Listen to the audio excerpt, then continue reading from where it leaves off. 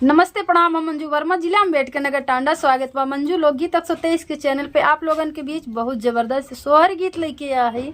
तो जरूर एकदम यह सोहर गीत का पूरा सुनिए। अच्छा लगी वीडियो शेयर करी, लाइक करी, कमेंट भी बताइए गाना कैसन बा।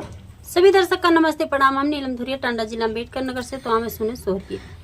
खिड़की के बाऊ हर जेठाड़ी उनके सासू कहना जरा पहाड़ी सासू कहना जरा पहाड़ी हो। खिड़की के बाऊ हर जेठाड़ी उनके सासू कहना जरा पहाड़ी सासू कहना जरा पहाड़ी हो।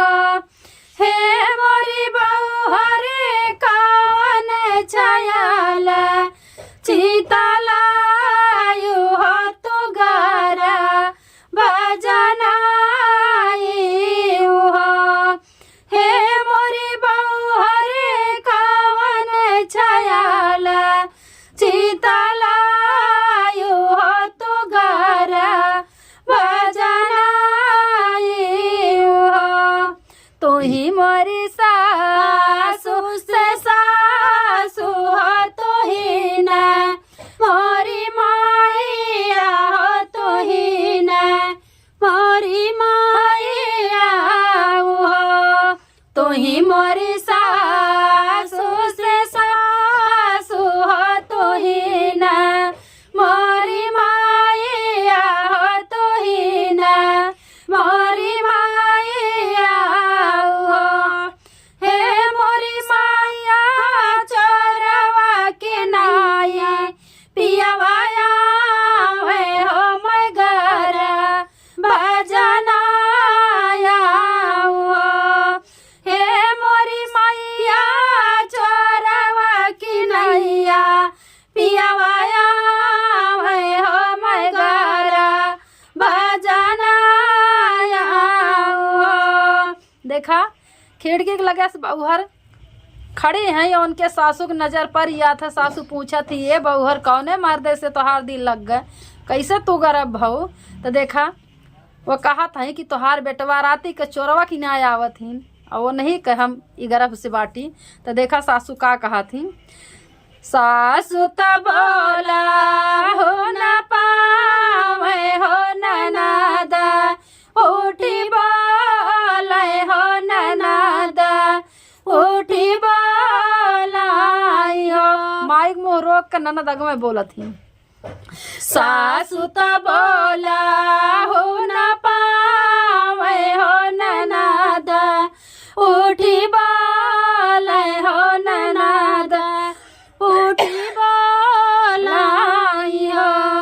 हे मोरी भौजी चोरवा की नाई भैया मैं हो तू हम का देखावा हो। हे मोरी भौजी चोरवा की नाया भैया मैं हो तू हम का देखावा हो। सासू तो बोल ही ना पाई। नना दगवे कहा थी ये भौजी जब हमार भैया चोरे की न्याय आवत ही राती का तो तनी तू हमें दिखाई दो तो कहीं ठीक बा। तू ही मोरी नाना दी से नाना दी हो तू ही ना मोरी सावतीन हो तू ही ना मोरी सावतीन हो।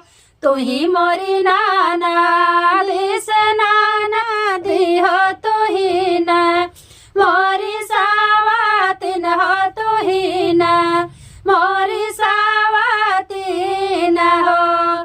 हे मोरी ननदी रेशम कटोरी या ले आवा हम चोरा वा देखाई बाई हो।